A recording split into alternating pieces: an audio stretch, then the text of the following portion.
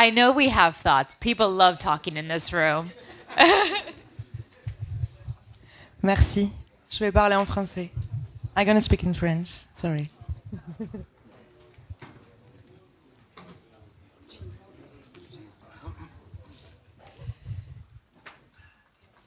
Ok. J'aurais voulu partager avec vous en plénière les réflexions de l'atelier sur les pairs sociaux et non résidents, parce que c'était assez différent j'ai trouvé. Après, c'est peut-être une des choses que j'ai sautées dans les plénières, mais il m'a semblé qu'il montrait la diversité des paternités, la diversité des réalités sociales des hommes. Quand on parle de congé paternité, on parle d'hommes d'une certaine catégorie sociale qui ont accès à un contrat de travail, ce qui dans les pays du Sud est quelque chose de working pas contract, majoritaire. which is in the Montrer in the diversité southern des country. réalités This is not que something peuvent which is vivre usual, les mères and it shows the célibataires, reality avec des pères of qui ne sont pas là, lonely la diversité mothers, des the diversity of the legal systems in the countries, the different laws which are giving different rights to different people. And also other important issues like fathers in jail, where that has not been tackled in the plenary, where we were focusing on the nucleus family, mother, fathers, and the children. So we're going to have Duncan over here. Over there. Are you sure? Okay. So would you like to begin? Yes. Voilà, moi aussi je vais continuer en français. I'm going to carry on in French. Something which has been addressed the first day and a little bit more yesterday, and this is just to bounce back on Karin's statement. This is to question the economic model, which is the base of the economic masculinity system, which hampers the investment of women in paternity, because they have the obligations to provide. So we have to question what kind of lifestyle do we want and what kind of economic lifestyle do we wish. Hi, good morning, everyone. Something that I haven't heard in the last 2 days, and I hope that we can take on with MenCare, is the issue around harmful practices and the involvement of fathers in ending harmful practices, because we have seen that when men or fathers are involved in raising their children, they will more likely be against things like FGM or their kids getting married at an early age. Completely agree. And I don't know if my colleague Meg Green is here, but that is also a topic that I think you should connect with her on, because she's very passionate about that. Is there anyone? Hello. Is there any? Duncan, please. Oh, hi. Oh, sorry. I'll do it in English. Yeah, I was reflecting on day one on the climate change workshop. I found it incredible that MenCare had managed to get hold of Greta Thunberg. I mean, she's probably the most famous child in the world, and she made a statement to the conference. And I was thinking, we, as a movement of fathers, we really need to think about what we can do. I'm fascinated by her because there is someone who's with her at every moment of the day, but is always behind the camera and completely invisible, and that's her father. He's in the boat going across the Atlantic. He's with her all the time, but you never, ever see him. So behind behind her is a father who's supporting her every step of the way. And I would love to engage with someone like that and with other fathers across the world and think, how can we perhaps support our children to be advocates? Since we've screwed up the world ourselves, perhaps we could help them to change us. Thank you. Thanks, Duncan. We just rang the bells. We're not over yet. Hold on.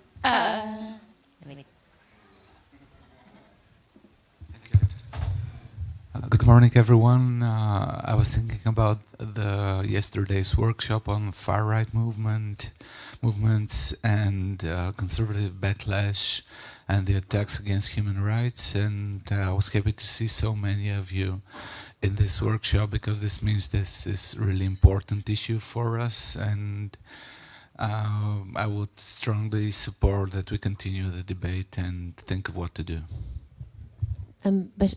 David, we also have a whole list of things that we might be able to do about it on the board up there. So if people want to add to that, please do. Is there anyone else who would like to share a reflection, a thought, something they wish they would have heard more of during the meeting? Something that they're taking home with them?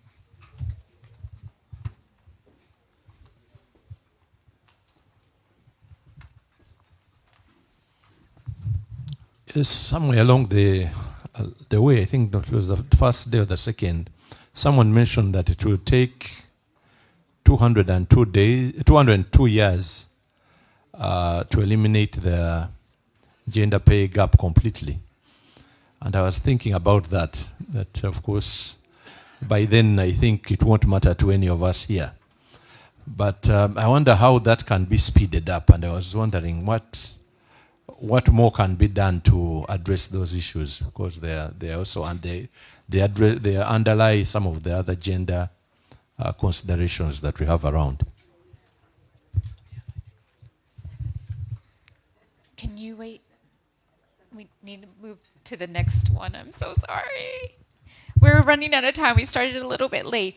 But we'll have another round of reflections also at the end of the day too. So write down your thoughts, write down any of your reflections, and we're going to have more opportunities to share going forward. One quick note of housekeeping. So we would like to be able to share all of our email addresses with this community so we can continue the conversation and go forward with all the connections. I see some strong support in the room right now. Please do let me know if you don't feel comfortable with that, or if you want to change the email address you would like to share. I can do that. And now we are going to be moving on to a small fun activity to kind of continue to energize us. But definitely, please continue to take away a lot of the things that we talked about today, about diversity and fatherhood, about climate change in the future, about right-wing populism and backlash, and how we can move forward. I'm going to hand it over now to Nikki. Okay, so this is something that I did as part of Men Engage Europe in Vienna a couple of weeks ago, led by Ellie Scambor from Graz University in Austria. And the Men Engage Europe meeting was facilitated by Teresa, who's here. So we want to try this. I think you tried it in one of the workshops before. It's an exercise that they do with adolescent boys, and they call it I think they call it Real Man, Teresa, is that right? But so be prepared. Has everybody got one piece of paper? A4. There's paper on your tables. Can you please? Yeah? Everybody got a piece of paper? Can you write your name at the top?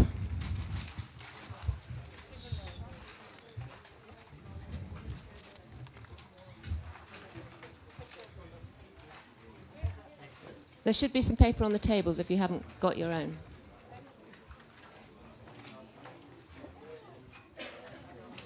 Okay. Anybody not got paper? Right.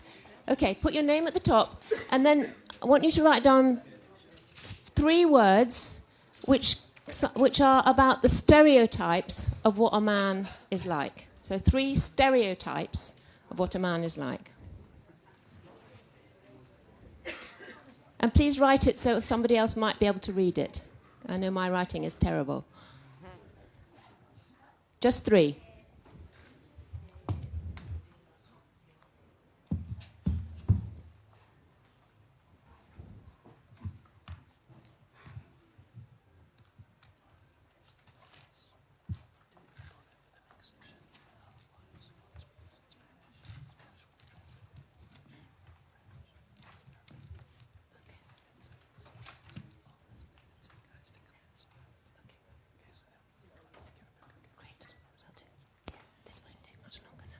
Okay, and then can you please, yeah? Just in general. Yeah.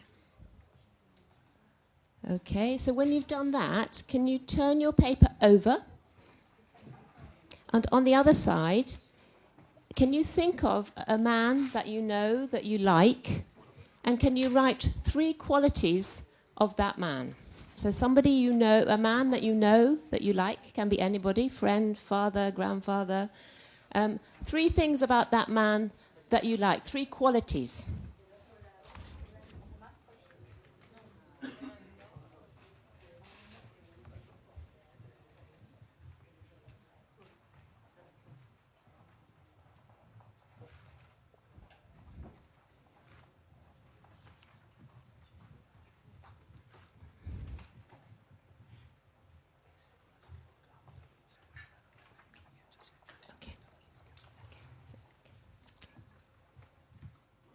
Okay, has anybody not finished that? Okay, now I want you to take your piece of paper and I want you to split up into a ball.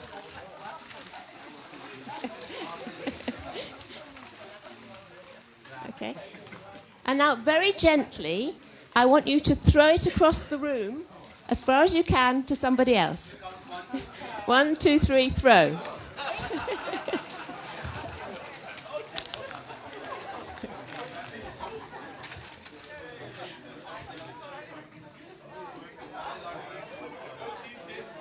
Has everybody got a new one?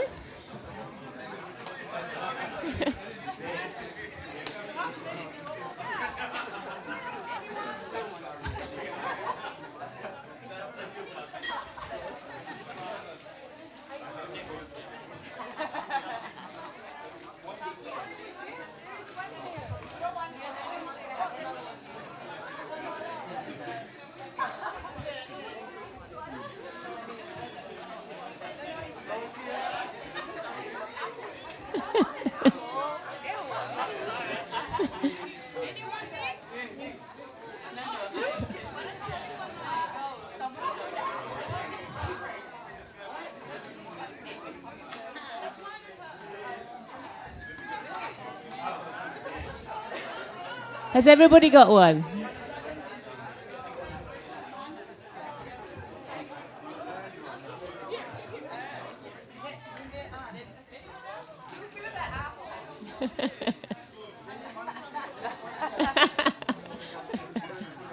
So, normally we then have a discussion about the difference. Have a look at your paper, and you can look yourselves at the difference. We won't spend time now discussing the differences, but just have a look.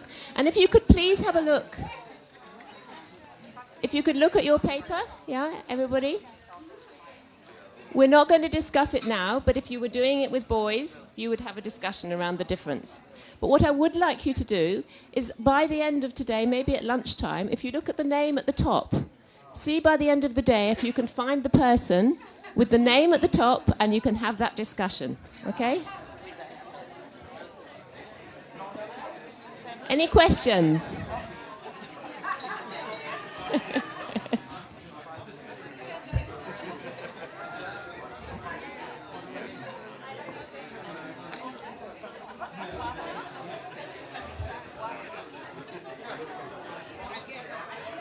Okay, I'm going to stop you now because we need to move on to the next session.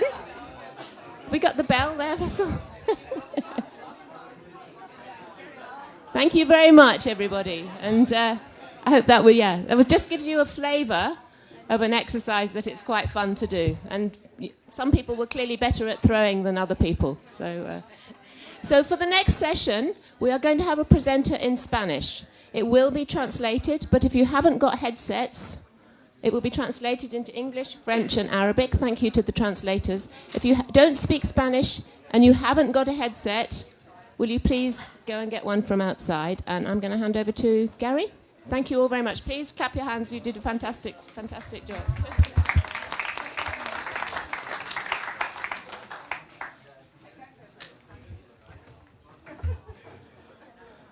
Give folks a couple of moments to get headsets and everybody else to get settled. In the meantime, can the panelists come on up?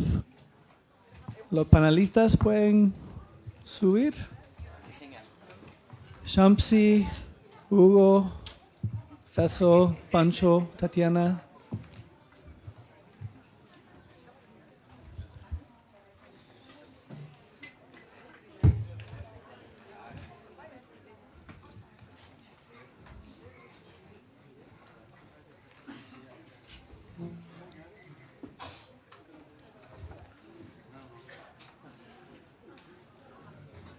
So we didn't plant this question from our colleague who asked, why is this change to achieve gender equality going to take 202 years? We think, and we founded MenCare, among other reasons, believing that the inequality about care work is probably the root of the gender binary. If not, it's a key part of the root. And that a lot of amazing efforts had come before us, certainly women's rights advocates for years talking about redistribution, recognition, and the process of making care work both visible, recognized, and equally shared. That equal share part is where we thought we could bring our voices as male allies and women working with men around the world to try to speed it up. And equally important to us is what it means in the lives of children. As a children's rights issue, we were reminded yesterday of the 30 years of the Convention on the Rights of the Child. We see that as the other pillar of this. So both frustrated by, angered by, if you recall, I put a fourth symbol on Vessel's list of what we put in our notebook, is a frustration about that speed of change. And what we want to do today is put you to work to say, how do we exactly answer the question troubling our colleague, how do we speed up this change that seems to be so damn slow? What is sticking? And what can we do in terms of care work as part of that? Before we share a couple of headlines and kind of where we're starting with the current State of the World's Fathers report, I'll just share my own point of entry in this. Is Sebastian here? Yes, I was empowered yesterday by your testimony of pushing this issue within a big international development organization. And so maybe I get to tell my personal to go with the political. 21 years ago, I was a stay-at-home father for 1 year. That was not unlike Sebastian, who was pushing for a rights issue, mine was just life happens this way. I was doing my PhD in the US. My Brazilian partner was the breadwinner at the time. We moved back to the US after some years living in Brazil. Thought it was a good idea to have a baby at the time. She had the full-time job. I was doing a PhD. Many of you know the shameful legacy of the US of having 0 days paid leave as national legislation. She had a few weeks covered from her employer, and in a very empowered way said, "Querido, honey, this is on you. I'm not going to go back to work in the middle of a brutal Chicago winter and leave my child with somebody who we don't know, so this is on you." And two things, if not three things, happened in that process. One was me and baby in the world, the number of women who came up to me giving me advice, and pediatricians and others who treated me as this incompetent caregiver, which might have been partly true. Let's acknowledge that. I was learning in the process. But just how, doing a PhD in child development, how many people looked at me as a completely incompetent parent, and the kind of anger around that, of going, I think I can remember the medication that I should give to my daughter when she's got a cold or whatever, but the pediatrician saying, please tell your wife that she should do this and this and this. The other thing that happened was how many people would go, oh, you're such a great father. The number of women who would help me with, fold the stroller, actually basic things that I did know how to do. The number of women who would, open doors and help and like, you're amazing, isn't this fantastic that you're doing it? And then if my wife had the experience of, our daughter by herself, nobody offered to help. There was nothing strange about a woman fumbling in the snow, trying to fold a stroller and hold a baby on one hand and the diaper bag on the other. That was normal and no one would offer to help. But a man doing it was kind of, wow, this is amazing. Both of those were horrible.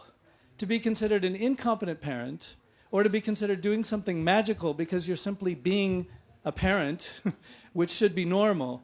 Both of those things were strange, inappropriate, and tell us just how rigid in our heads is a world that says men don't really care, don't know how to do it, we don't expect them to do it, and that we continue to consider it something strange and unusual. We have a campaign that we would like MenCare at some point, in some near future that's not 202 years, to go out of business. We would like this to become so normal that in a few years you don't need these reports and we don't need a thing called MenCare. So I think it is important to start this vision. What we want to push today is to say, what do we have to put in place that this becomes normal? This is what we expect. This is not something unusual. We love the photos. We will keep using them for as long as we need to. But we are moving toward an idea that if we're going to speed up the 202 years, men's care needs to become normal. We should see it as the thing that must happen every day. A few years after we started the MenCare campaign in 2011, together with Sonke and other partners, we realized there was no big advocacy platform. There was no kind of starting document of where do we want to get. Inspired by lots of the work that's represented here in the room and lots of researchers who had been doing research on fatherhood for many years, we said, what if we set out to produce every 2 years a report on where are we of making men's caregiving normal, expected part of everyday life. The first one we did was about 300 and something pages, if I recall. Nikki was a co-author. Is Meg in the room? Did I see Meg Green? Meg was a co-author. It was our first attempt just to put kind of everything in there to make the case, fathers matter.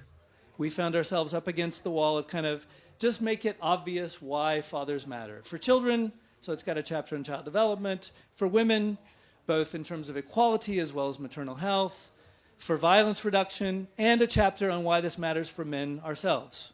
And we thought that was important as well. We live longer, we're happier, we report better relationships, we report better intimate lives when we're supported in our caregiving activities. We're actually better humans when we exercise our care. And so men doing that more, this is good for us too. That seemed obvious, but sometimes reports affirm the obvious. That was our first one. It's a really good doorstop for those of you who don't have a printed copy of it. It's huge. It's great. I don't mean to use it as a doorstop. It's actually good text in there. But it was a really big compilation of what the accumulated data says of why involved fatherhood matters. The second one we pulled up to say, what's the stake? What's the state of inequality? And we had access to the time use data, kind of the only set of data you can find in the world, 100 plus studies around who does what, men versus women in the home, and looking at the size of that inequality. That was a fairly short one. It was a lot of data tables. And then we have the new one that we launched just now in 2019. The headline is that if you look across equality and change, men are not doing much more of the hands-on care work. A small amount, but not much increase. That 202 years, there's no evidence to suggest we're narrowing that gap. It seems to be moving really slow. Start with the obvious, women are doing 3.3 times the amount of daily care work. We keep saying that. We'll keep saying it until that number gets any better. Goes from 10 times more in some parts of the world to the Swedes who are winning 1.25. So even after all their work, Swedish women do 1.25 times the amount of care. We also point out to men that on an average basis, counting care work and paid work, women still do more. They do about the equivalent of one episode of Game of Thrones per day, more than men do. And we give that a frame so that men can think about what that feels like in terms of what men typically do with that extra leisure time that we get. The headlines that come out of this one, I think these don't come out as being something new that you may not have seen before, but I think it's useful to start. We affirm that men want to care, and I think we shared some of the data from the Nordic countries the other day.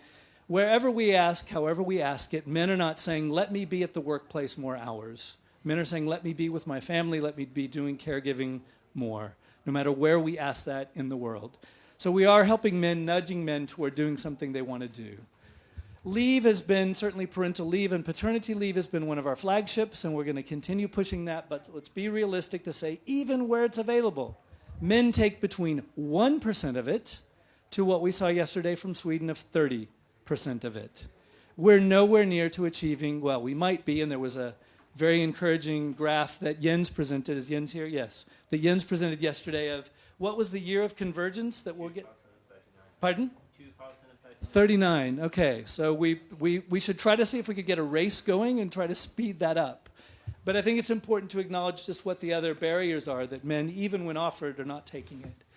The issue of competence, men around the world continue 20 years after I gave that example of my feeling of that, we continue to question our competence, and mothers do too, and I would say much of the rest of the world continues to question whether men are competent as parents.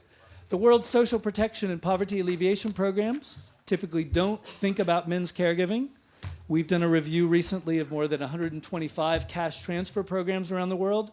We found evidence that about 3 of them did anything to try to shift men's involvement in caregiving. We continue to have a belief that men won't do it. And we want to make sure this part gets taken in there, which is the biggest barrier in wealthy countries or low-income countries, the biggest barrier in poor households in particular of men's participation in care work and of the care work burden is poverty. Economic stress and economic concerns worry middle-class families as well, who report from middle-income countries that the reason they don't take all their leave is worrying about their income. For poor families, this becomes even more crucial. You don't have leave if you can't take a job. If you don't have a job, you can't take leave. The biggest issue that makes the care burden more difficult is the issue of poverty. And so we want to make sure that together, the issue of gender justice around caregiving and economic justice go together. And then finally, we want to make sure that the issue of diversity gets included in here. First, most of our discussions, policy-based and otherwise, most of the research is around heterosexual families and babies.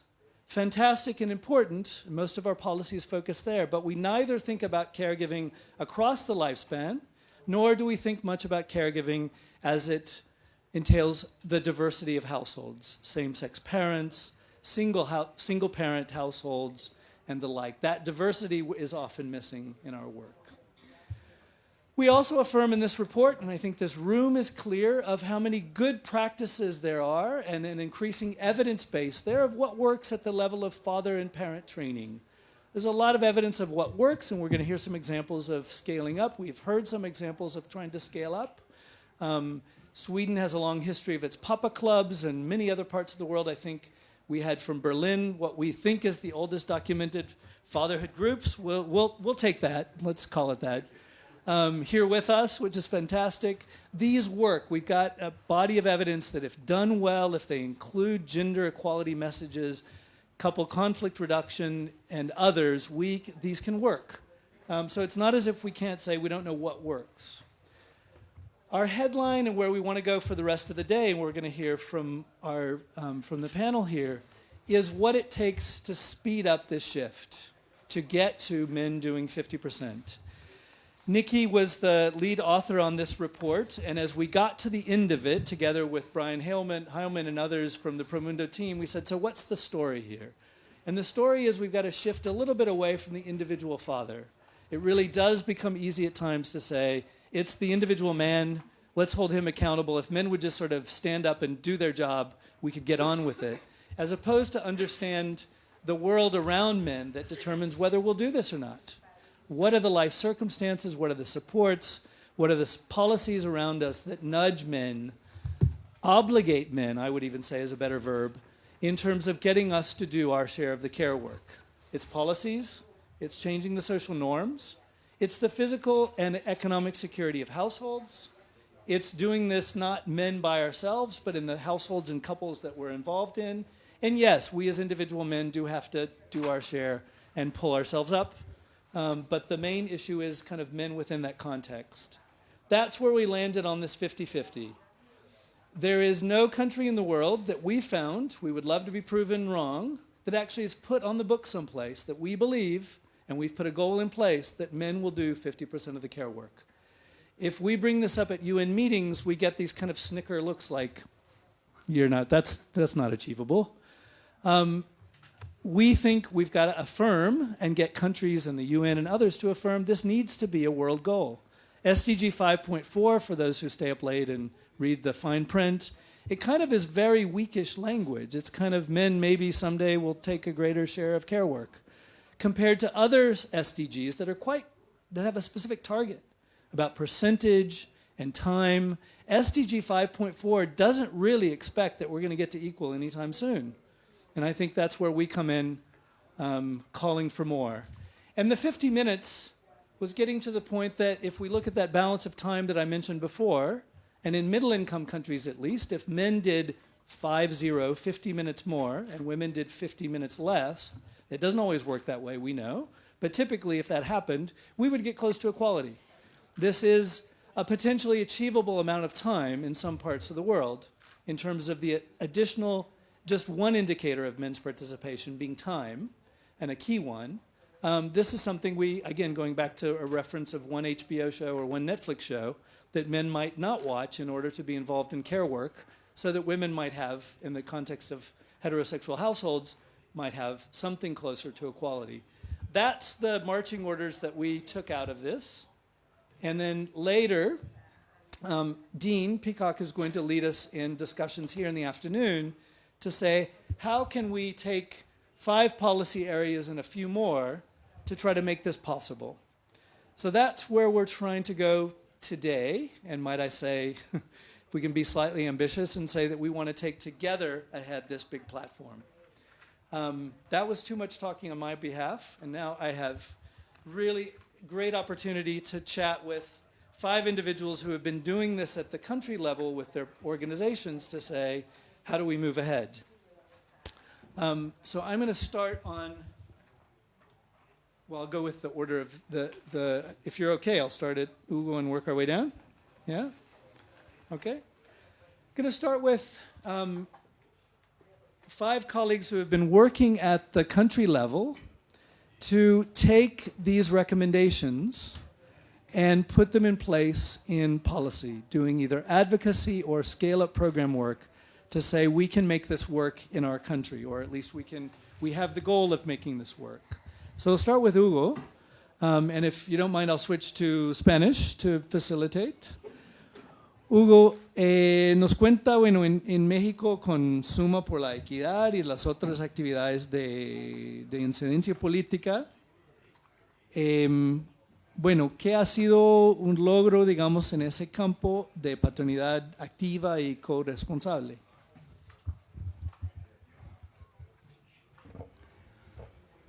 Bueno, en México, in the domain of associations.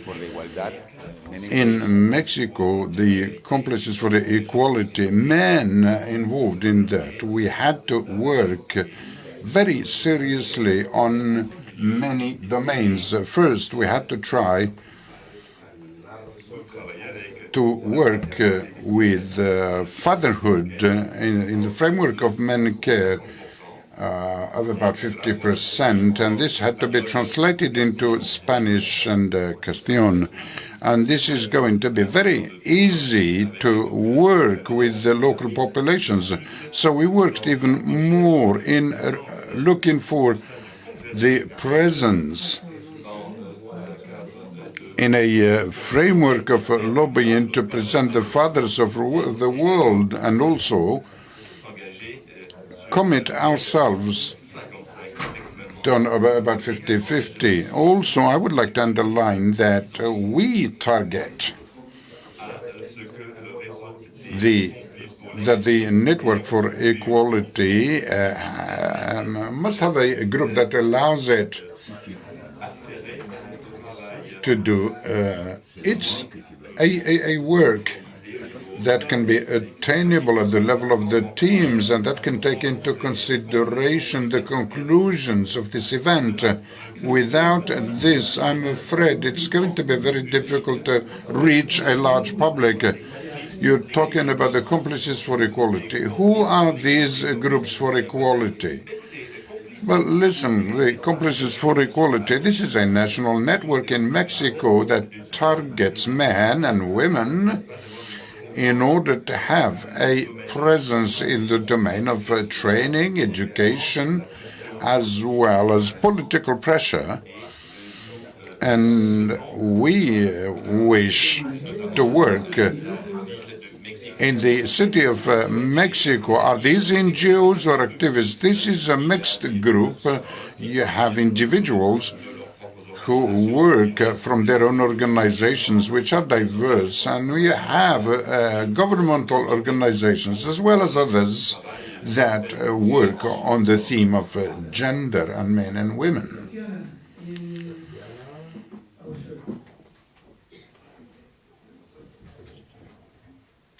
In Portugal, there's big plans to... Natiana, I know that in Portugal you have a very important topic to cover the panorama of these themes that were discussed during the last 2 days. Good morning. Good morning, everybody.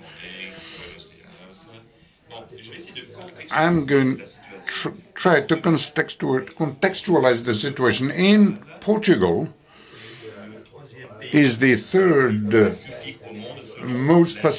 most Pacific country, according to the indicator of peace, right after New Zealand, after the last massacre we had there.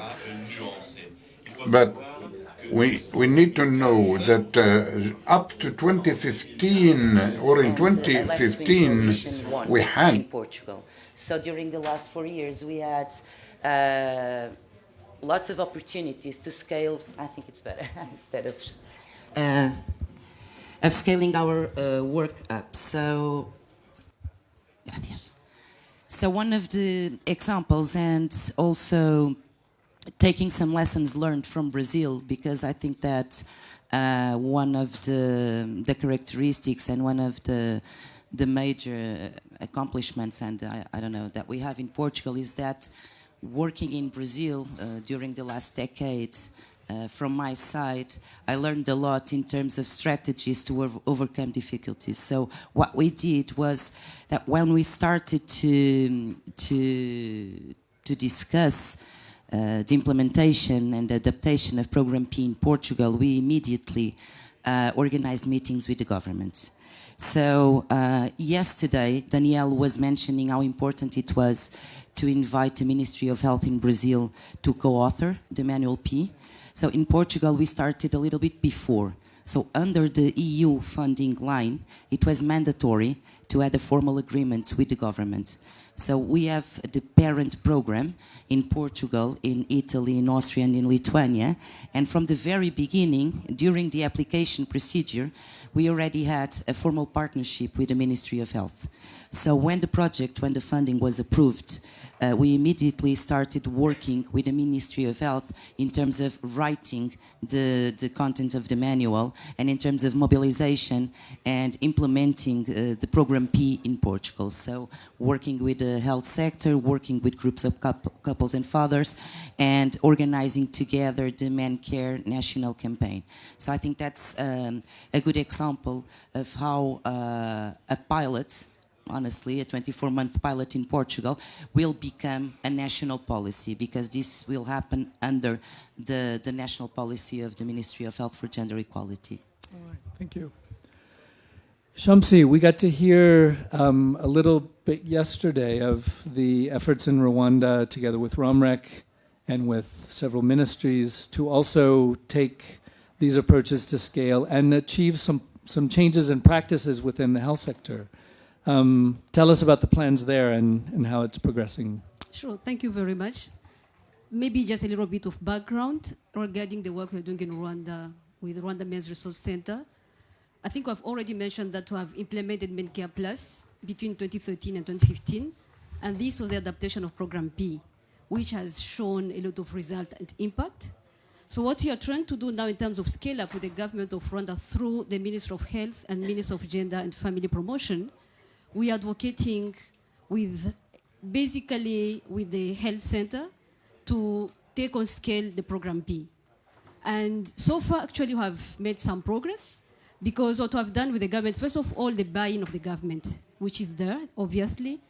So we try to slightly readapt the manual, the program P, and adding some activities related to unpaid care work and ECD.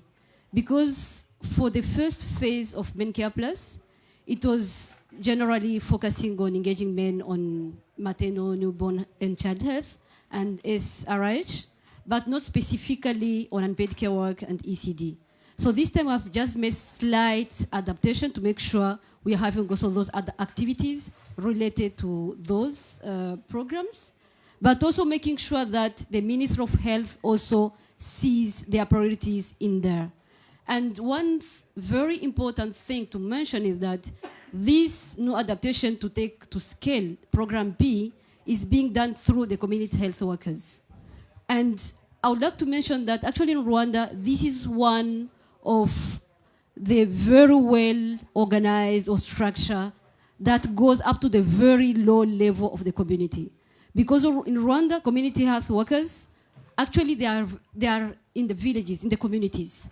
And if I recall very well, actually they are working in pairs, and 2 community workers are in charge of maximum of 2 houses, which means they are in direct, contact or link on daily basis with the communities. So we believe that if we manage to scale up through community health workers, we can just, hope to reach, even better result and reach also a very big number of people in Rwanda.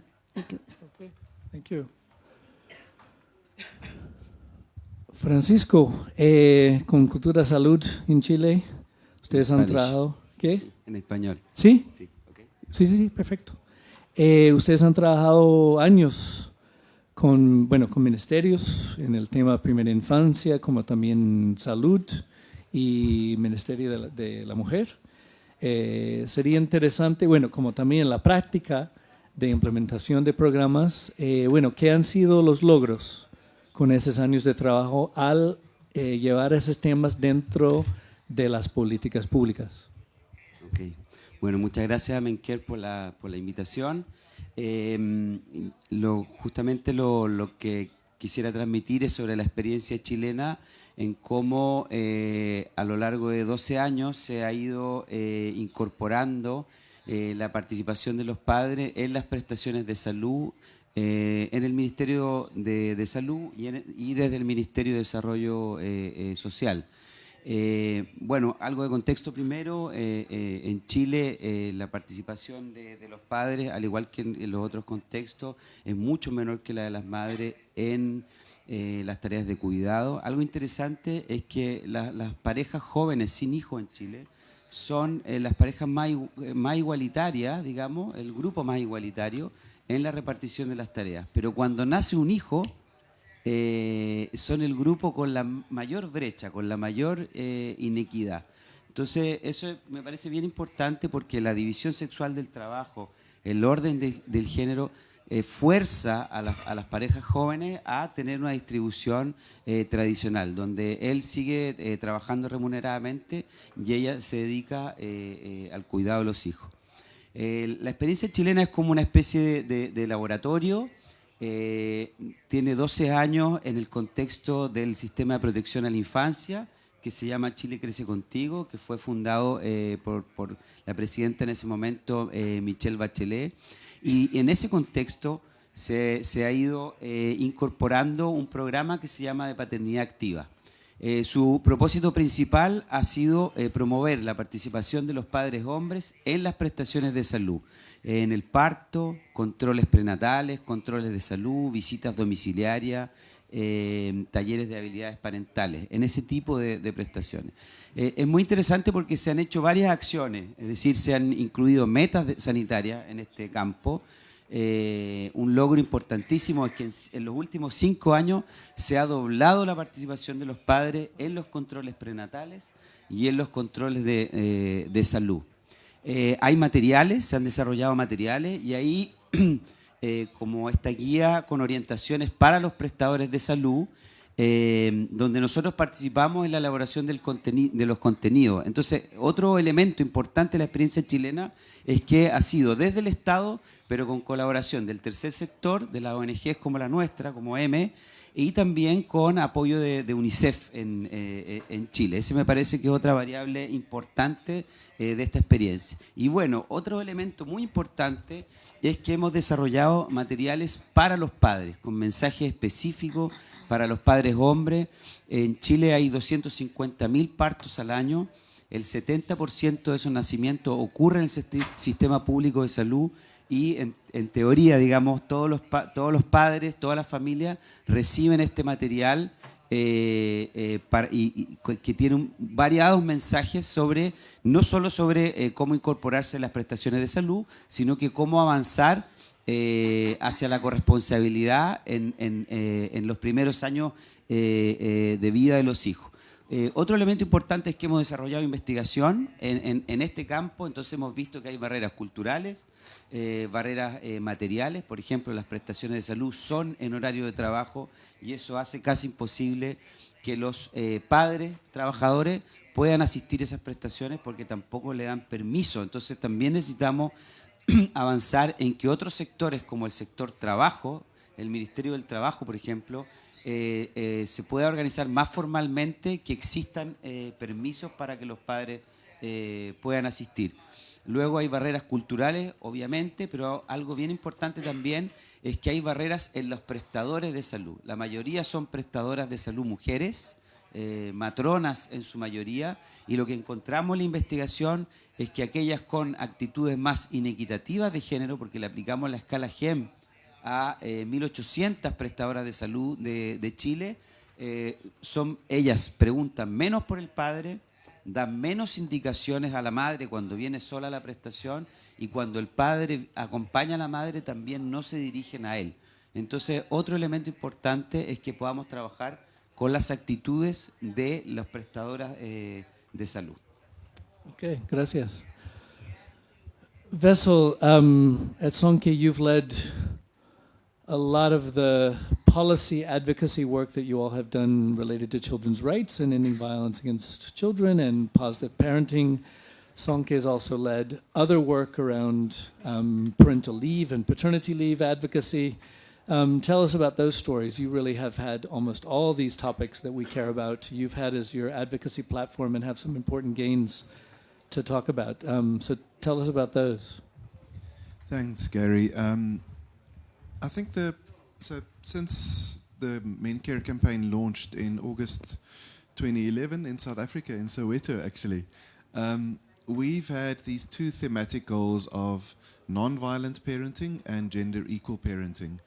And with the non-violent parenting, we allied with children's rights organizations, and we were very happy to recently have a constitutional court victory where the Constitutional Court cancelled the defense of reasonable chastisement. In other words, the excuse that parents can use that they are not assaulting their children because they say that they are disciplining them, that excuse was removed. So current assault laws apply to hitting children no matter how lightly. We are working on the regulatory framework in the Children's Act to even bolster that more strongly. But I also want to talk about the similarity between the work on corporal punishment and the work on parental leave, where there has been this dance with the religious right. There has been a interaction with the fundamentalist groups in the country. With the corporal punishment, it was very much the opposition that took it to the court and then gave us the opportunity to argue the case. With parental leave, it was actually our African Christian Democratic Party that tabled the bill for parenting leave. But it was tabled with the qualification that we do not want to support homosexual fathers. So we are quite clear as the African Christian Democratic Party that we want parenting leave, but only for some fathers. But as it proceeded through Parliament, the strength of our Constitution and the process in Parliament actually grounded it in human rights. And it was really encouraging to see that, that the final language that we arrived at was very inclusive. So Sonke worked with women's rights organizations, with trade unions, and our goal initially was, well, from the outset, the goal was to improve parenting leave. So we from the outset wanted to improve maternity leave also. So we achieved a better payment of maternity leave. The benefits for mothers have increased. Mothers already receive 4 months, but those 4 months are now better paid. We then also achieved a 10-day parenting leave period for parents who do not qualify for maternity leave. So that language is nice and inclusive. It's not only for fathers, but it includes same-sex mothers as well. We also, something I'm really personally quite moved by, is that we achieved adoptive leave. I'm an adoptive father, and we now have 10 weeks of adoption leave. My belief is it should be equal to other parents' leave, of course, but it's a beginning. There was a particular clause where the act that said that parents will receive the adoption leave when the adoption order arrives from our Department of Social Development. That takes about 6 months. And I knew that from personal experience. So I really advocated hard to make the language that the adoption leave happens when the child is placed, because that placement is made by a children's court and it is a safe placement. So we achieved that, and for parents who now adopt, they will receive adoption leave when the child is placed with them from the day. Thank you. Let's talk now about barriers or challenges. All of your organizations have also carried out research in your countries about attitudes of men's participation in caregiving and how much men participate in caregiving, as well as other attitudes and practices related to men. Let's talk about, I'd like to hear from each of you what you see as the biggest challenges to us getting to equal with men doing the care work, either based on research that your organization has done on the topic, your knowledge of this. What do you think are the biggest barriers? Hugo, empezamos contigo, las barreras principales al llegar a igualdad en términos del cuidado entre hombres y mujeres en México.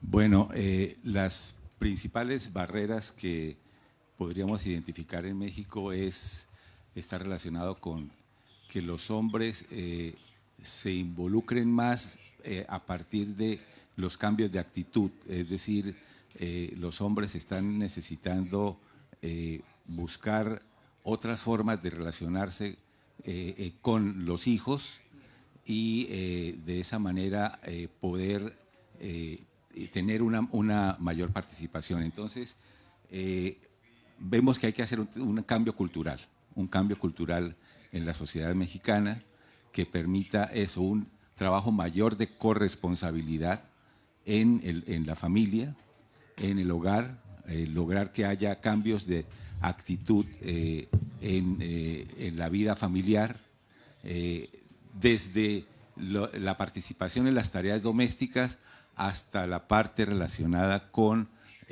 las relaciones con los hijos. En mi caso trabajo mucho lo que es trabajar con el juego y las paternidades, es decir, que los hombres y los padres nos involucremos más en lo relacionado con tareas que permitan un acercamiento a la vida familiar mucho más lúdica, de tal forma que no ahuyentemos a los hombres en este tipo de actividades. Cuando presionamos mucho a los hombres sobre sobre sus partes, lo que hacen negativamente, culpabilizándolos o teniendo una actitud negativa hacia sus comportamientos, pues alejamos de estos temas, de los temas de género, de los temas relacionados con la prevención de la violencia, alejamos a los hombres y necesitamos hacer cambios allí y transformaciones a través posiblemente de algo más no fácil, pero sí que permita entrar con mayor facilidad en la relación de hombres y cuidado. Otro elemento que yo creo que es importante trabajar tiene que ver con lo que corresponde al embarazo adolescente. El trabajar con hombres jóvenes, padres jóvenes que necesitan también tener una idea clara sobre cómo hacer su trabajo de paternidad.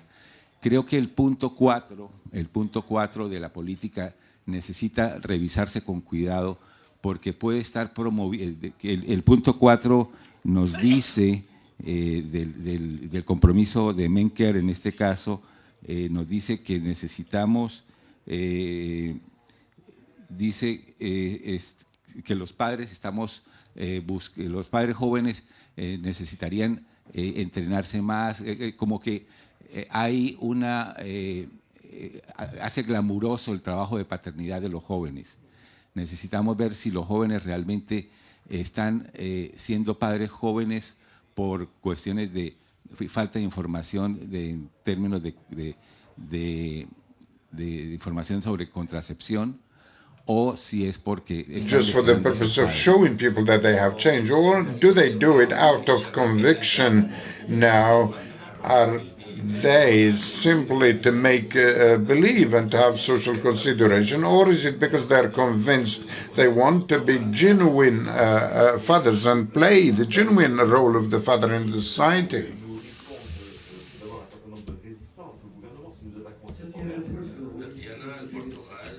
Barriers and challenges to achieving equality in care work.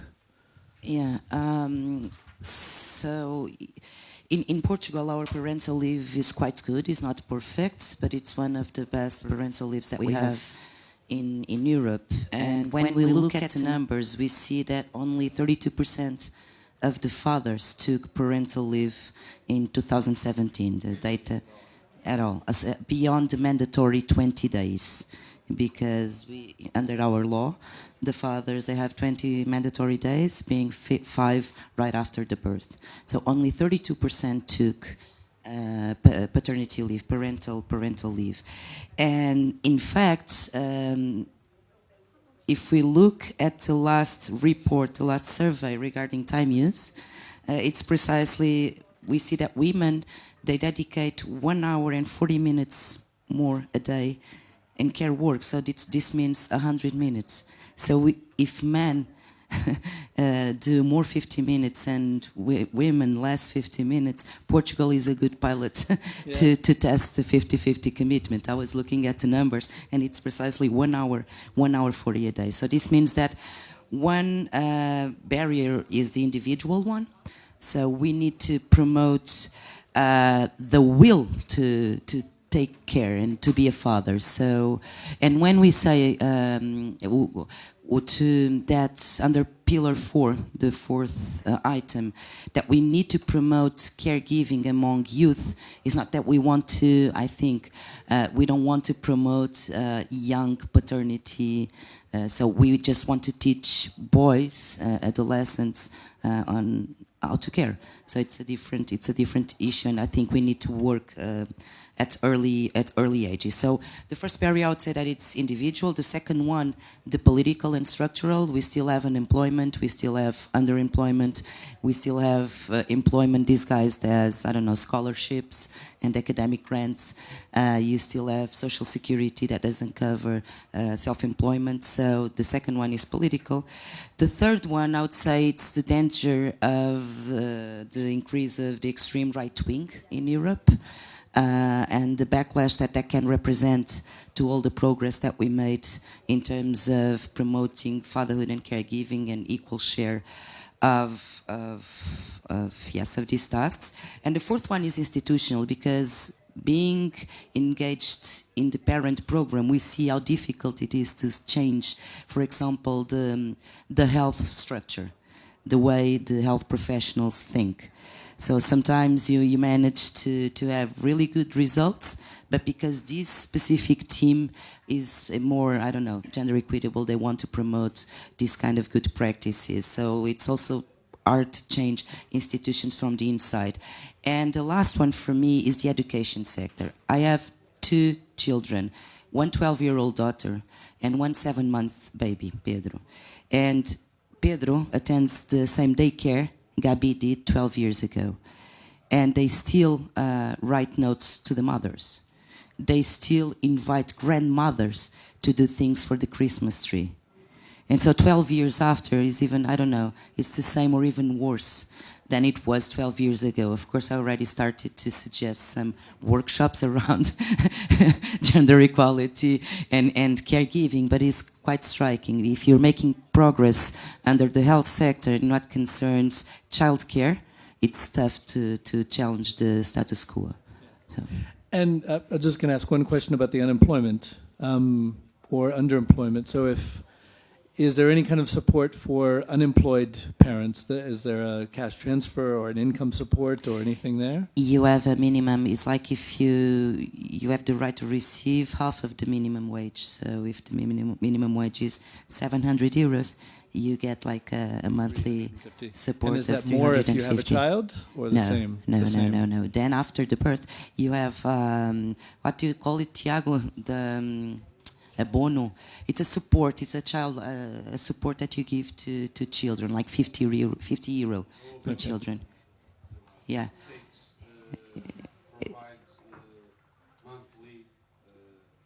Okay. Like 50 euros. So yes. Tiny amount. Tiny more. amount. Yeah. So it's not enough. Yeah. So it's not enough. Okay. Yeah. Another thing would be when you're unemployed, you need to attend these training sessions provided by the state, by the Social Security, and they are quite bizarre. They go from English classes to, I don't know, mechanic engineering to, I don't know, informatics, and you know. So one suggestion could be to include the kind of workshops and trainings that we do under the Social Security system to target parents in general. Okay. Shamsi, in Rwanda, what do you see as the biggest challenges to actually achieve big measurable changes in men's participation in care work? Yeah, thank you very much, Gary. Maybe before talking about the challenges or the barriers, again, just to remind and to mention that Rwanda is actually doing very well in terms of laws and policies. So generally strong policies and support for gender equality. And we see also a greater desire and recognition of engaging men in terms of maternal and child health, but also caregiving and gender equality. And also we see a very big growth of programming around all that. So a lot of mechanisms and systems in place to support this with the whole gender machinery from the top level to the grassroots level.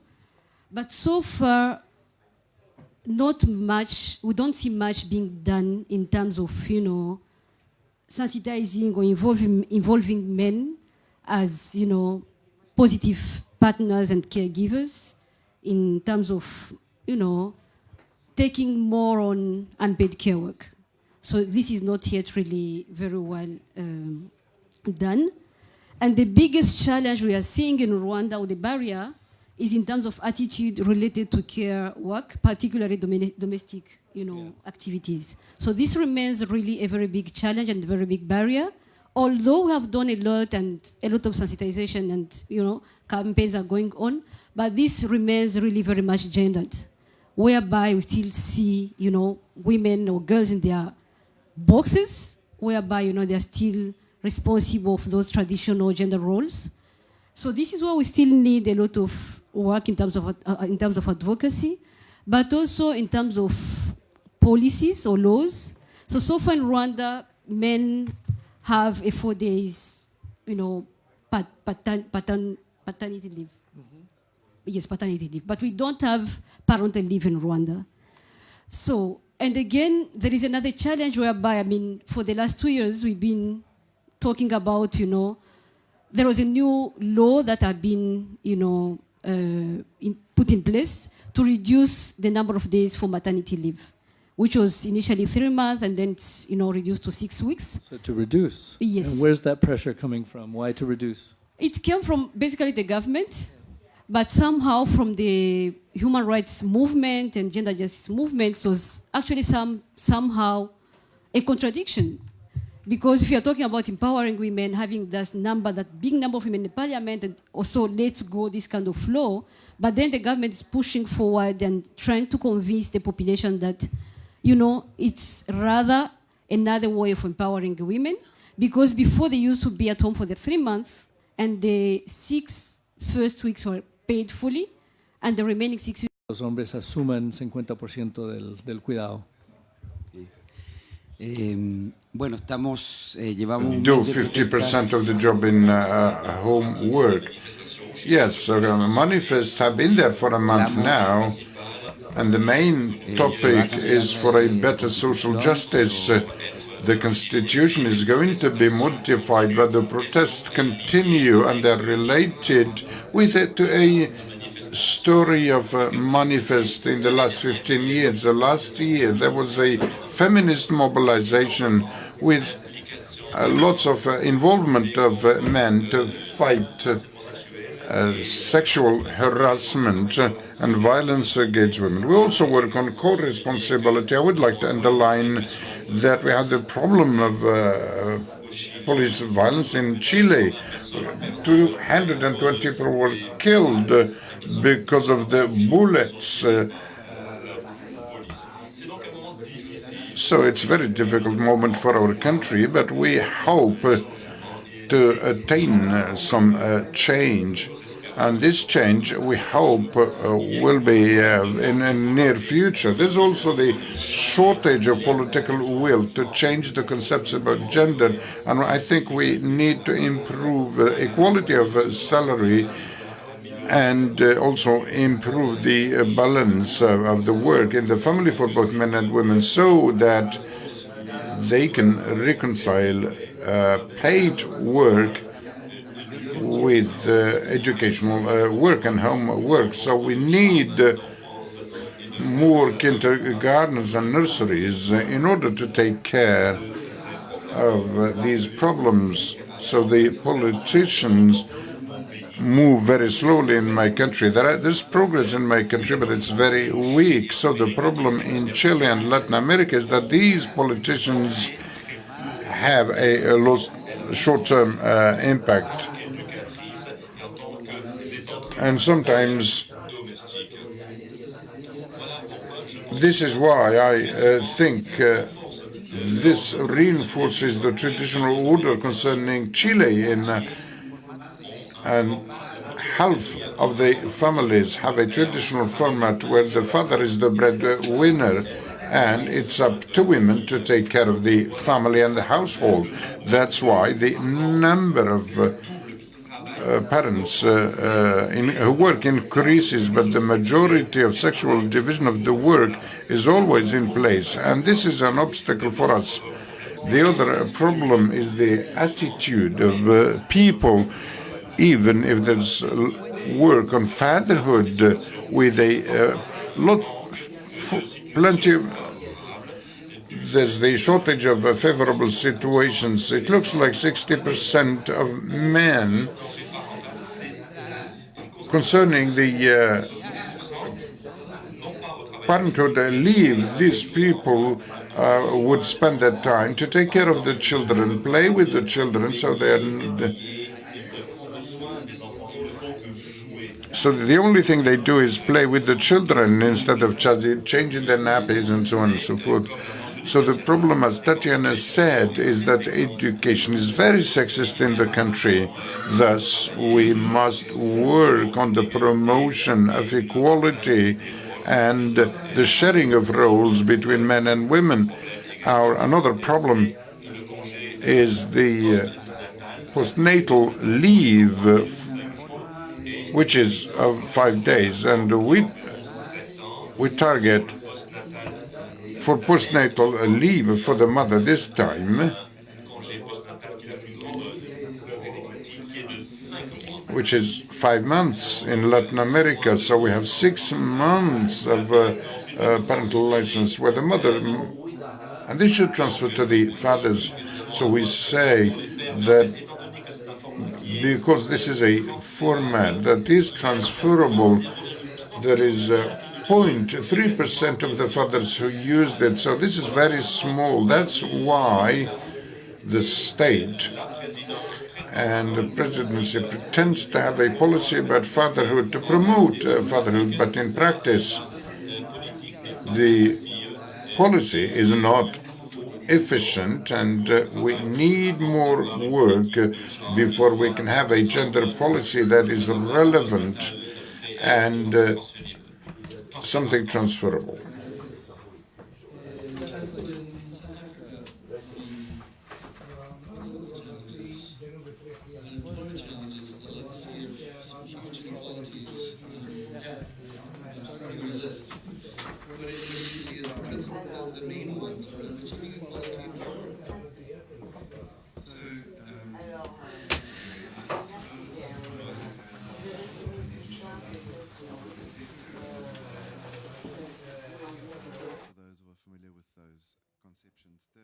In terms of protection, when a progressive philosophy becomes popularized, the most radical notions often go missing. Like a stone that's quite rough in the beginning, and it becomes smooth and it becomes more palatable to the public. So we are now seeing a big rollout of programs that are involving men in preventing gender-based violence or engaged in gender-based violence. But this movement is very problematic. It does not involve women's voices or women's leadership in any way, not even significantly. So the accountability for that work is very missing. It is also not connected to the deep inequality associated with care work. So it's being done in quite a paternalistic and protective way. In terms of provision, of course, you mentioned the history of the country. We have the history of migrant labor, where men were effectively removed from their families to do the work that would build the apartheid regime's government at the time, subsidized by the unpaid care work of women. And that unpaid care work still continues to this day. In the State of South Africa's Fathers report that we did, we found, however, that there is a myth in South Africa that it is only black fathers who are absent. And co-residence is associated with race. And it was really nice to see that it's actually more a function of income. The data shows very clearly for the upper quintile, the co-residence between race groups is close together. So that's a sign of hope as well, is that it is, there is it's the legacy of our country that we are dealing with here, and there is a way to make the care work more equal. So I would summarize it like that there's this conceptions of protection, and then this very narrow conception of provision being financial. Of course, children need financial support too. We shouldn't be too quick to cancel that and say men should only do other kinds of things. But we are still struggling to expand what the provision of care, of nurturing care, of play, of support for education means to fathers. Thank you. Let's go to one more round and then open up to conversation. And I want to change, I think, from what I sent you before to provoke a little and say we've got a platform of 5 things over here for what we're proposing is rolling out as the MenCare platform. But would like to hear us, I guess, vision a little bit. What could you see as what would be a bold way forward on one or all of those, or another policy that you think, or another initiative that really could try to shake this up? You've listed a number of barriers that go from cultural to poverty, to current political context, to the challenges of the details of policies, which matter a huge amount as well, to institutionalizing this, the importance of training the staff who do it, the staff attitudes themselves, whether health sector, early childhood.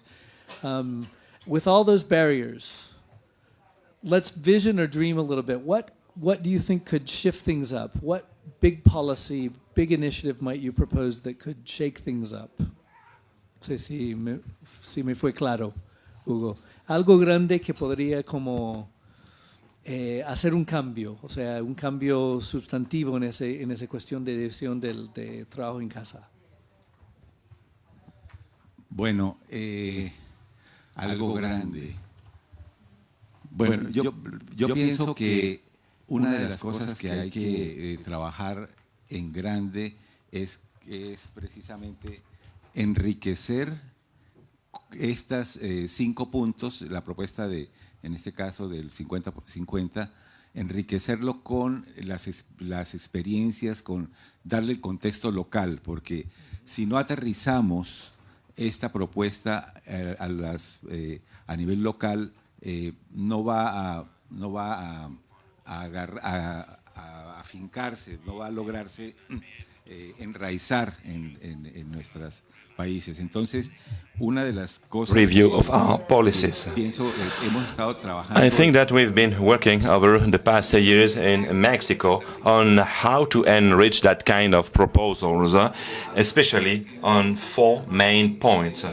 I think that caregiving and other family issues that need to be tackled and addressed. Not only the heterosexual family, but also the other ways of paternality. I think that it is important to apply and to tackle the postnatal and prenatal consultations. It should not only be an option for men. It should be a way of mandatory commitment from the men. Another very important issue is that from the teenage, I think that we should work on paternity with much more clarity, because this is the right time to tackle that kind of issues with the different individuals.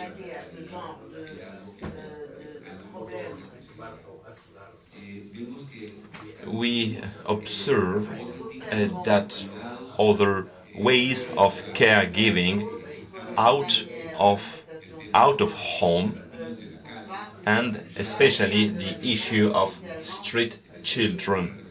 Street children is a major problem in Mexico because those children don't have any fatherhood reference. And another point which is quite important in Mexico is the community caregiving. Community caregiving, not only the sharing in the man participation, but also how to tackle men caregiving on the community level. And even in urban areas where a man should be involved in a social way and not only in a family way. And I think that it should be quite helpful. And I think that we are also facing a major challenge is how to tackle those 5 points in a very wise and innovative way in order to make it much more practical for the politicians to address. And I think that we need to tackle those issues, as I said, in a pleasant and wise and smart way for it to be more available for the whole population. Go. It's a tough question. We managed to do some things. We feel quite happy about the political moment in Portugal. Since last year, last year it was created the National Strategy for Gender Equality, and it's the first time the concept masculinities is included in a national strategy.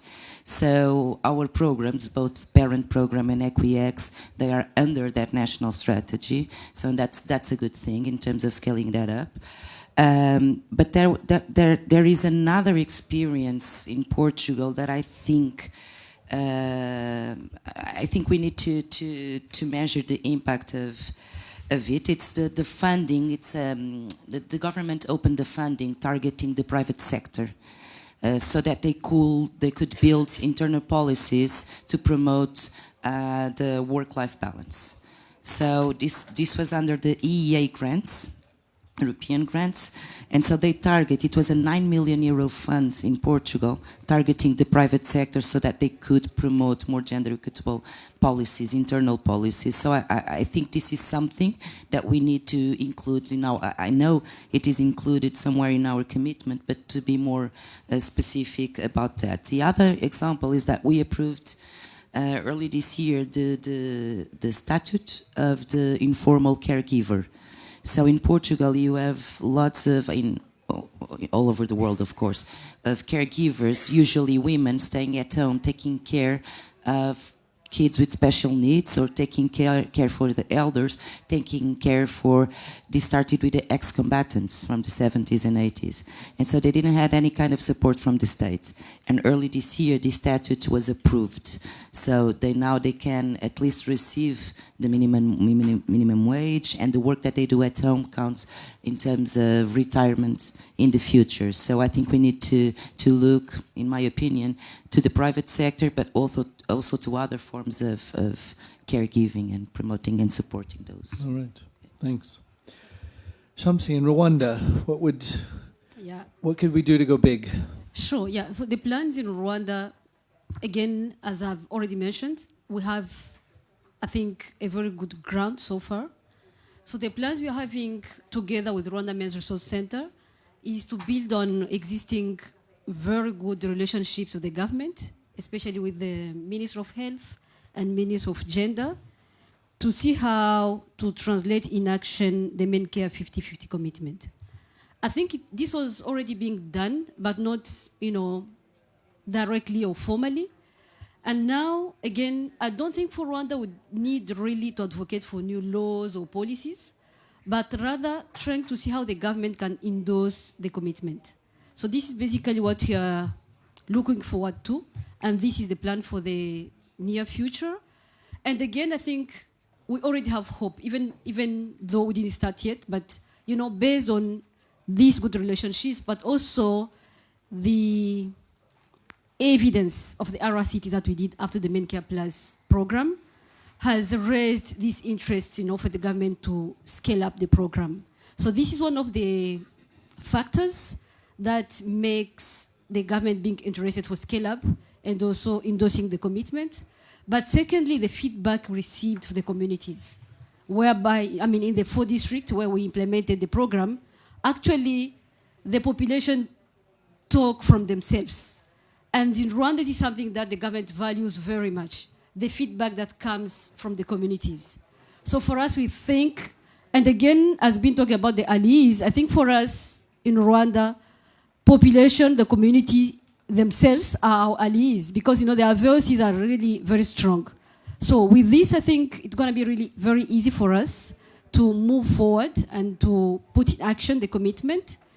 But also, what was great with Rwanda, and again, that built another strength, is the fact that the commitment or the overall programs fits very well in the priorities of the country. Okay. So again, this is another strength. So I think for me, it's just a matter of planning strategically and well with ROMREC, and hoping that in the very near future, we have Rwanda endorsed the commitment and now starting focusing specifically on the different areas. All right, thank you. Francisco, en Chile, ¿qué se puede avanzar en ese momento, de una crisis, pero se supone qué pasa, qué se puede plantear? What can we do? What can be done in Chile to try to see bigger things? Personally, in Chile, you need to know that we have a constitution that dates back to Pinochet in the 80s. Yes, there have been some reforms, but there has been no major change. So we need also to know that a week ago, the politicians have decided to put an end to the constitution of Pinochet. So we will have some change between half of the Congress and that of the National Assembly. In this context, we need to know that at this historic moment, I would like this constitution to be feminist, and that should include co-responsibility as a theme that is important.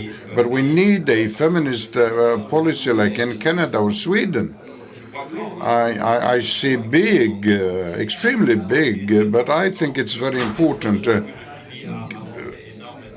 because Chile has progressed in health services. I think the next thing would to involve the parents since pre.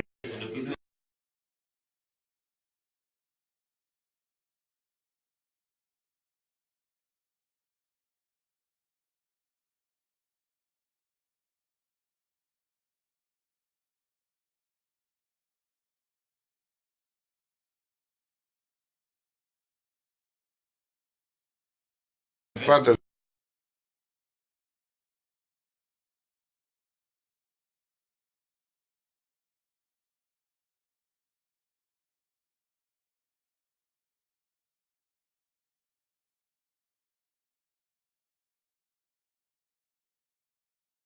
Especialmente y han tenido la gran amabilidad de incluir en nuestro idioma y apoyarnos con Hugo hoy día.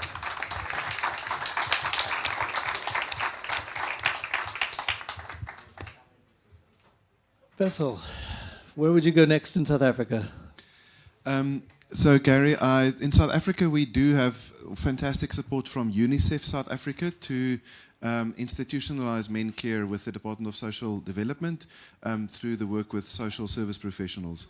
But I would like to also respond to your question on a different level and put a proposal on the table for the MenCare Global campaign. I know we're going to go into that session next, but I would like to propose, I think, quite a bold idea that the MenCare website becomes the clearinghouse for paternity leave information online, so that anybody who wants to know about paternity leave can find reliable information on the MenCare website. We produce a high-quality State of the World's Fathers report every 2 years, but policy changes in between that. And I don't think that is something that we should centrally produce. I think that is something that all of you can contribute to, so that we have from country level the reliable information coming in to a particular page for each country. And I think, of course, we will review that and moderate that, but that it is very much a collaborative exercise for the campaign. The website on the Global Initiative for Corporal Punishment is a fantastic example. It lists in detail the progress and the commitments that each government has made. When we proposed paternity leave in the South African Parliament, one of our main advocacy levers was the fact that we could say Kenya is ahead of South Africa. And the politicians felt, we have to catch up. So I'd like to make sure that we offer that advocacy lever to all of our partners. So it's a proposal, it's an idea, and let's play with it. Love it. Could we add other policy examples as well?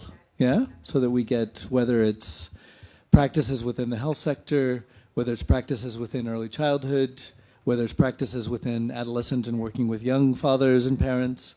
Yeah?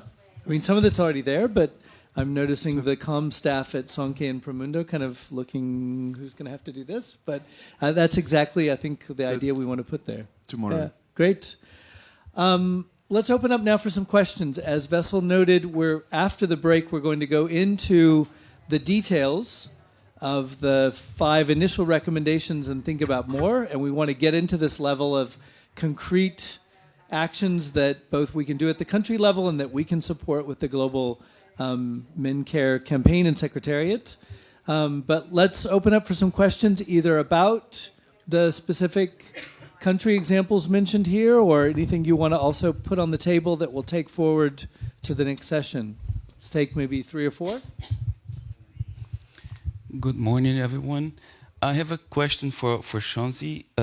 It's actually about something that you shared yesterday, and it got me thinking a bit.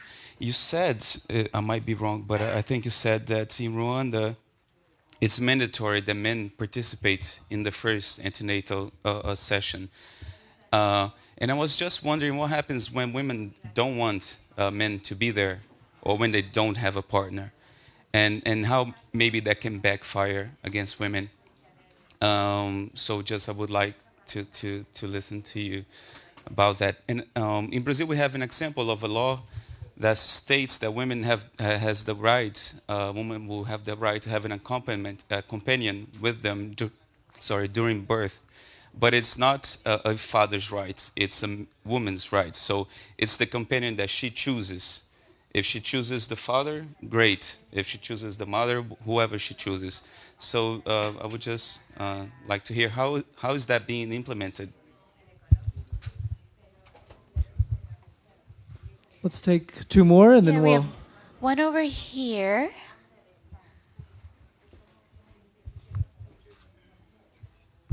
Thank you.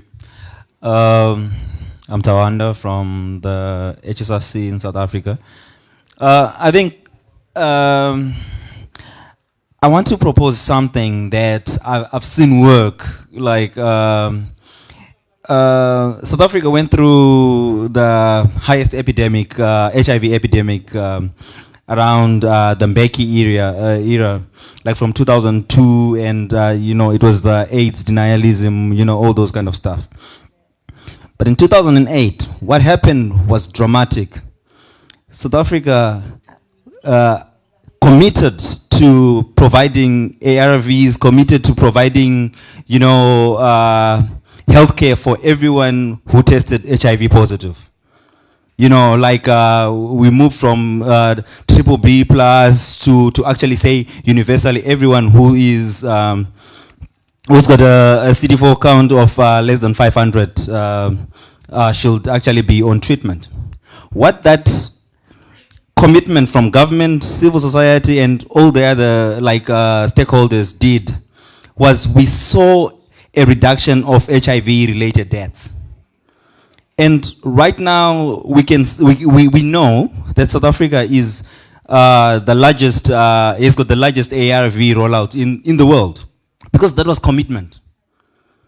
And if we can commit just the same way in terms of family policy, in terms of social policy, we can actually say, okay, we can beat this.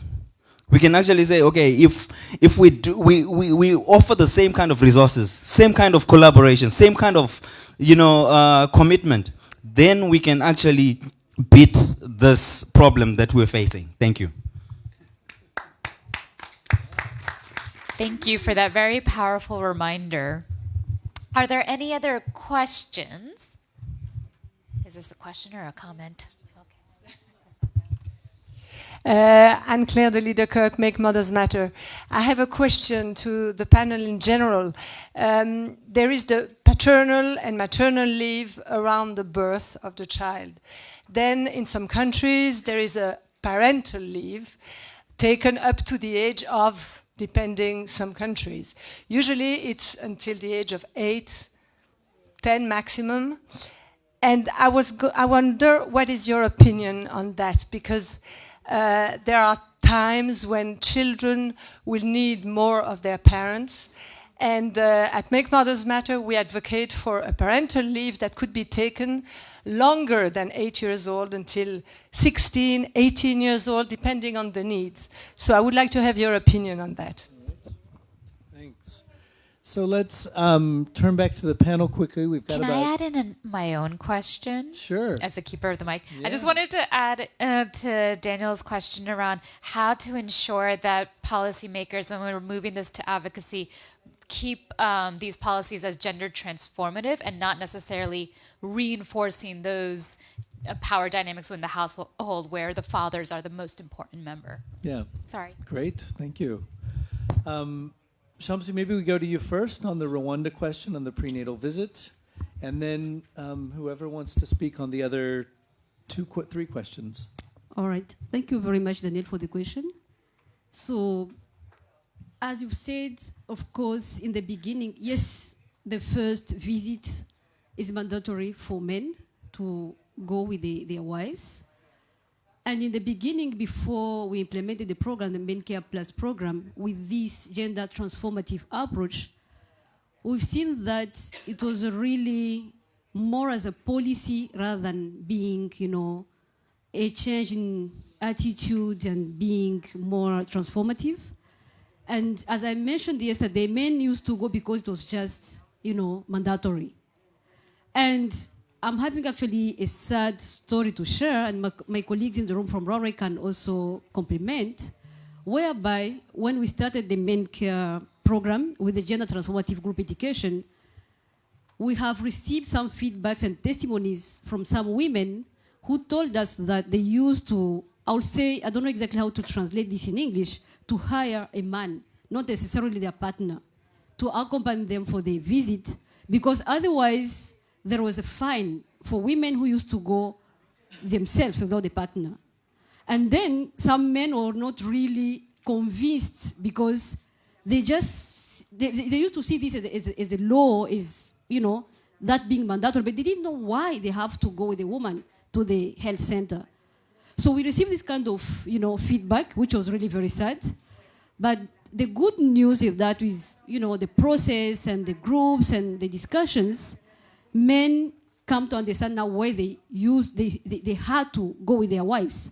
And that's why I say that, you know, what we've seen from the RRCT is that not only this first mandatory visit, now men used to go with their wives even for all the visits, I mean the 4 visits, even more actually.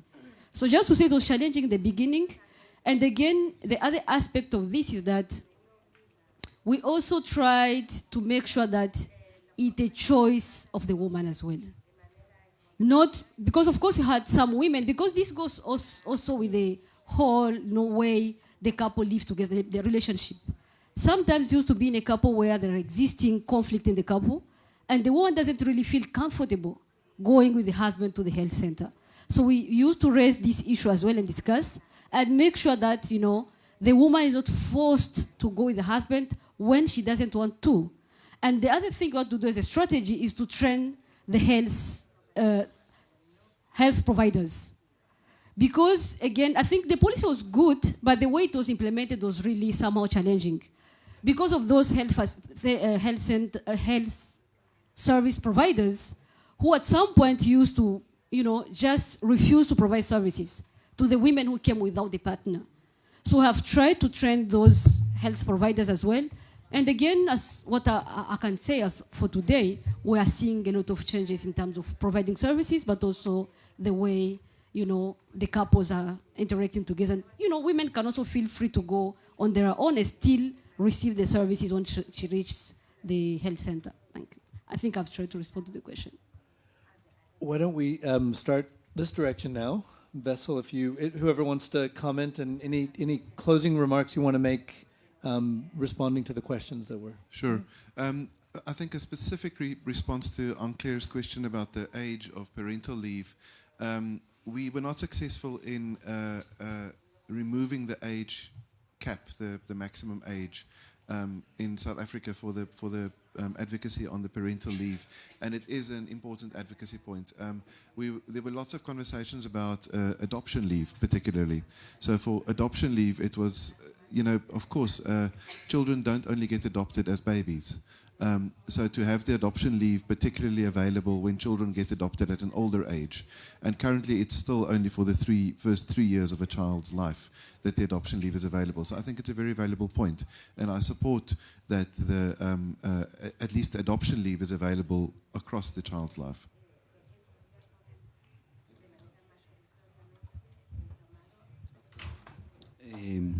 Yo quería comentar algo. Bueno, yo pienso que el tema de la estimulación en los primeros días podría ser una buena razón para pensar que think that the first 1,000 days could be very interesting. El padre pueda tener su tiempo por natal. In those 1,000 days, we could dedicate a postnatal period for the fathers.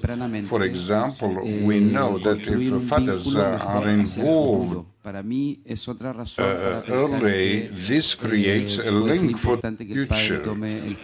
And I think this should be something extremely important in order to try to involve the father. Well, I would like also to react to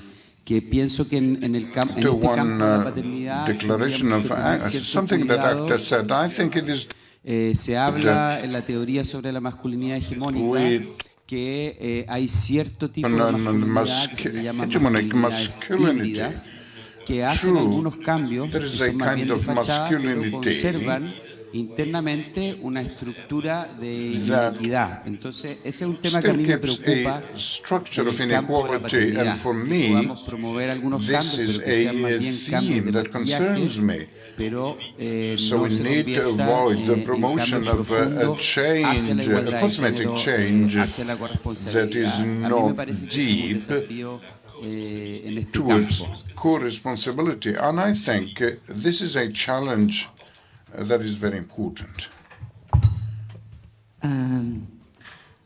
Sorry, Tiago was sending me the national law about parental leave and the ages. I was checking. So no, I was thinking, maybe answering a little bit about your question, that we have a program now in Portugal under the Ministry of Health called IMPEC, and that's the Caring and Engaged Fatherhood Initiative. And one of the objectives of this initiative is to engage fathers during the first 2 decades of their children's lives. This means that if the government is advocating and targeting men during the first 2 decades, that it's coherent to have a parental leave up to the age of 20. Right now we have until the age of 12, and we have some exceptions after the age of 12. But I fully agree with you, if you want like a long-term impact, you need to increase this parental leave. In Portugal, we don't have the paternity and maternity leave, we have parental leave, but maybe we could think about adding that specific point to our third commitment. Instead of focusing in prenatal, birth, post-natal, we could increase it a little bit. So. Quisiera agregar otra reflexión. En Chile, la encuesta nacional de infancia se realizó con 17,000 casos, ya se ha realizado más de una vez. Done with 17,000 cases done more than once, and through these surveys conducted by Sara Dinoch, who comes from the United States, and who underlined that 1/4 of the children are kept by grandfathers, are taken care of by the grandmother. And this is a very important question that we can talk about in discussing fatherhood, mainly the role of the grandparents. I'll maybe add another example. I started commenting before on how the U.S. is shameful in not having a national policy. At the state level, there's a few creative things happening. We supported Washington, D.C. in doing an 8-week per year policy. Any worker who works in the District of Columbia, including if you're in the neighboring states, has up to 8 weeks a year for care of a child, newborn or adopted, 8 weeks for care of a family member who has a health or other personal emergency, and 8 weeks for personal care in addition to sick leave that you might have at your organization. It goes online in 2020. The payment is up to, depending on your salary level, it's about 2/3 of your pay, and it resets every year. So it kind of tries to acknowledge that caregiving is not a one-off thing when a child is born or adopted. It is for the individual, not for the family. And that was important as well, to say we want any caregiver in any arrangement. There's an application process you have to go through to get that benefit, and it's a 1.65% payroll tax that pays for it. So I think, and it was designed to try to think about care and leave and health issues particularly, but to think about caregiving beyond early childhood. So I do think that's something we need to think about as well. We still think a lot about the care in the early days. We are just starting the conversation about policies and advocacy. We're going to spend the next session going into this in small groups. These were only 5 of many important examples that all of you are already working on. We've got a 5-point platform that will have in detailed form for you to look at your tables and to begin to think about individually how can we move on this. I think the comment from South Africa was an excellent one and APTA's as well, on saying this is not reinforcing the patriarchy. This cannot be reinforcing the patriarchy. This can't be fathers know best and recentering or keeping the focus on what men are doing, but remembering that this is in relation to women and in all family arrangements that we want to keep centered as well. And I think the other, that reminder from South Africa that we can't look at an issue that feels so intractable and say we can't do this.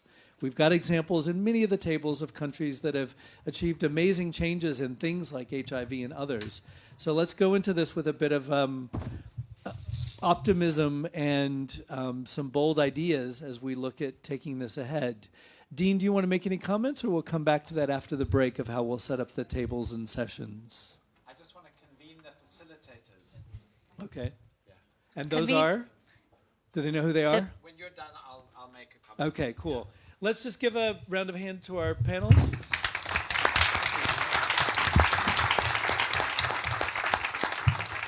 So, over to Apta. Just a little bit of housekeeping before we go off to break.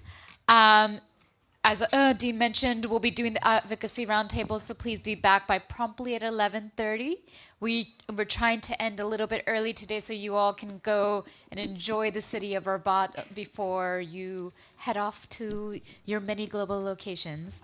In terms of flights, I just wanted to let everyone know that for tomorrow, if your flight has been arranged through us, we are actually coordinating buses that will be leaving at pre-scheduled hours to the airports. We're currently confirming those hours and we'll share them all with you, hopefully before lunch, but if not, then this afternoon, so that you all can be aware of what time you'll be asked to or be taken to the airport. Also, checkout for tomorrow is at 12 o'clock at noon. So just please keep that in mind if you're going to be leaving a little bit later. And then, as Dean mentioned, the facilitators for the next meeting to please just meet in the front before going off to tea. I'll let Dean say who they are. Great. Thank you so much. I promise I'll keep this brief. If Mabel, Mpo, Shamsi, a number of the panelists, I think you know who you are, Gary, Vessel, Ugo, who else? Daniel Lima, Tolu, and I believe that's it. If we could all just meet briefly here just to touch on a few issues before the next session. Thank you. That's it.